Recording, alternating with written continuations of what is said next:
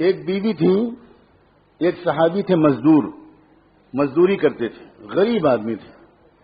صبح کو نکلے، دن بھر مزدوری کا کام تلاش کیا، کوئی کام نہیں ملا، شام کو خالی ہاتھ گھر واپس آ گئے.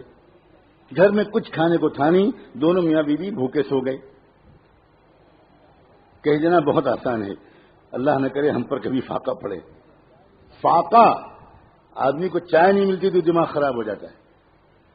کچھ نہیں تھا، پانی کے سوا کچھ تھا ہی نہیں، ایک پیالی دودھ نہیں تھا، بھوکے سو گئے. صبح کو پھر نکلے، پھر بیوی نے دروازے تک آ کے سلام کر کے رخصت کیا. پھر بیچاروں نے دن بھر کام تلاش کیا، پھر شام کو خالی ہاتھ واپس آ گئے، پھر کچھ نہیں ملا.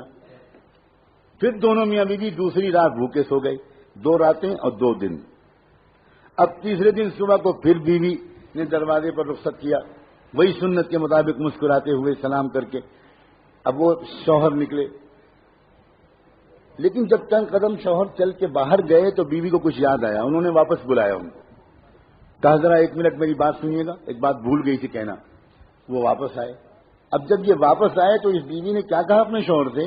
اپنے بیوی نے شوہر سے یہ کہا کہ میں آپ سے یہ کہنا بھول گئی تھی، اس لیے آپ کو واپس بلایا کہ 2 راتیں 2 دن تو ہو چکے ہیں، دونوں فاقے سے ہیں. میری محبت کی وجہ سے آج اگر آپ کو کوئی کام نہ ملے تو کہیں میری محبت کی وجہ سے آپ کوئی حرام لقمہ لے کر مت آئیے گا. تیسری رات ہم پھر خالی بھوکے سو لیں گے، مگر حرام لقمہ لے کر مت آئیے. مجھے بتاؤ، یہاں تھوڑے سے مرد بیٹھے ہیں، جس مرد کو ایسی باہمت اور وفا شعار اور ساتھ دینے والی ایسی بیوی مل جائے گی، وہ مرد دنیا کا بادشاہ اپنے کو محسوس کرے گا کہ نہیں کرے گا؟ وہ پہاڑوں سے ٹکرا جائے گا صرف اسی ایک وفادار عورت کی محبت کے سہارے.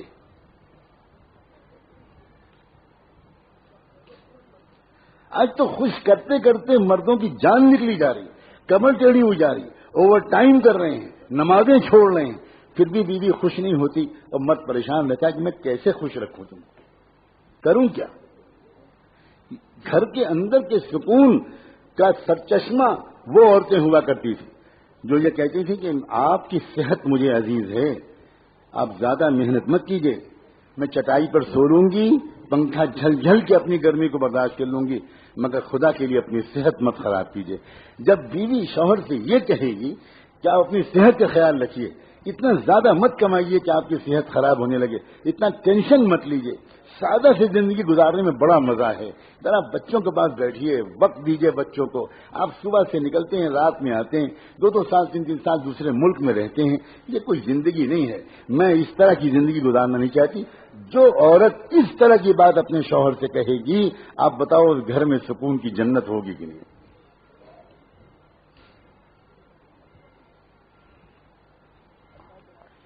ایک صحابی اللہ کے راستے کے سفر سے واپس آتے ہیں کئی مہینے کے بعد.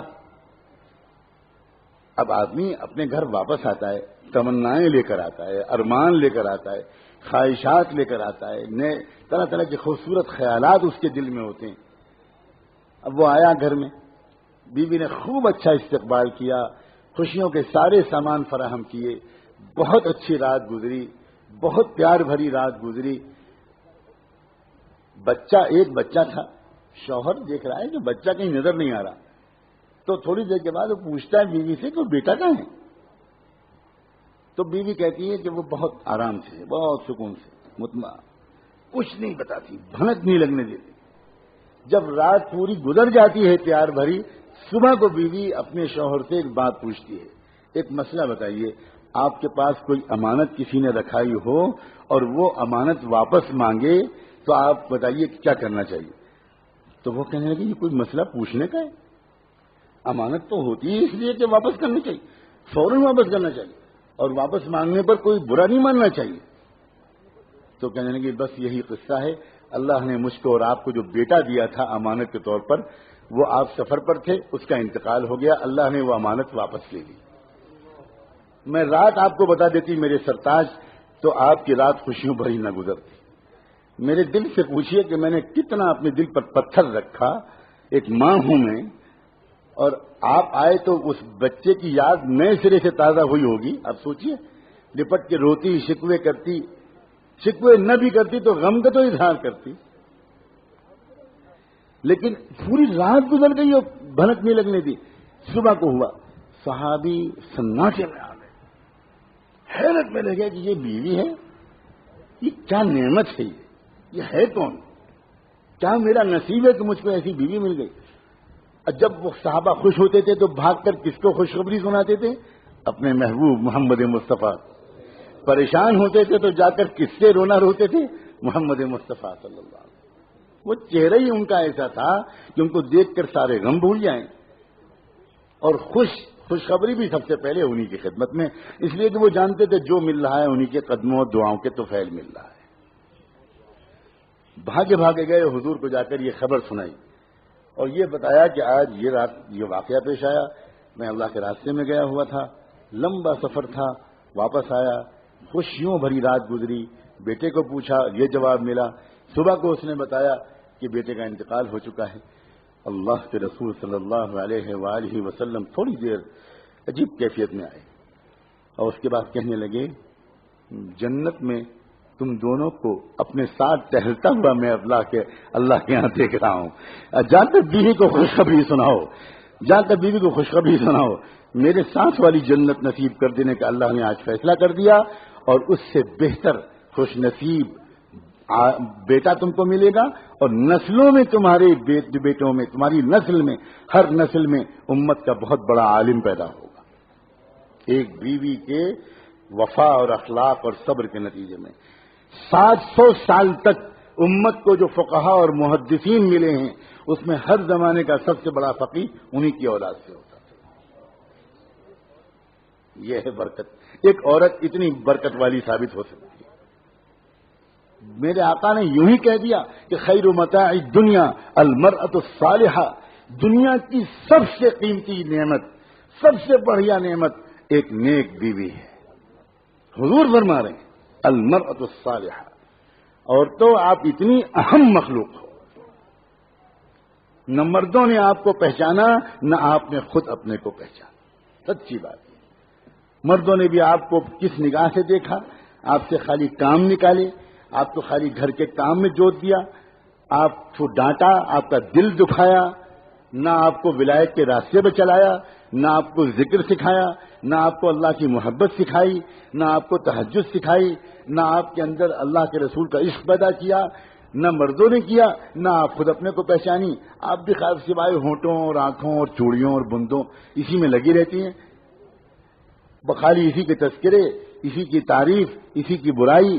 اور پھر اس کے بعد جب دل آپ کا چھوٹی چیزوں میں الجھتا ہے تو پھر حسد پیدا ہوتا ہے. آپ اس کے کان بھرتی ہیں, اس کے کان بھرتی ہیں, اس کے خلاف شکایت کرتی ہیں, شوہر کو اس کی بہن کے خلاف بھڑکاتی ہیں, شوہر کو اس کی ماں کے خلاف بھڑکاتی ہیں, پھر ساس اور بہو کے جھگڑے کھڑے ہوتے ہیں, پھر نند اور بھاوج کے مسائل کھڑے ہوتے ہیں, اور گھر ایک مہابھارت کا میدان بن جاتا ہے.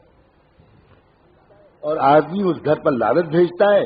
دیندار آدمی مسجد میں وقت گزارتا ہے, مانگا مارا پھرتا ہے, بھاگا بھاگا پھرتا ہے, اور دنیا سمجھتی ہے کہ دین کا بڑا کام کر رہا ہے, حالانکہ اصل میں شاید بھاگنے کی وجہ یہ ہے کہ اس کے گھر میں سکون نہیں ہے. اور جو دنیا دار آوارہ لوگ ہیں وہ شراب خانوں میں اور جوئے خانوں میں پناہ لیتے ہیں, اور صرف اس لیے کہ گھر کا سکون ندارت تھا, اس لیے سب چوپٹ ہو گیا. یہ تو گھر کے اندر سکون کے پھیلانے کا ہنر ہے, اور تو تمہارا دین اصل میں یہ ہے.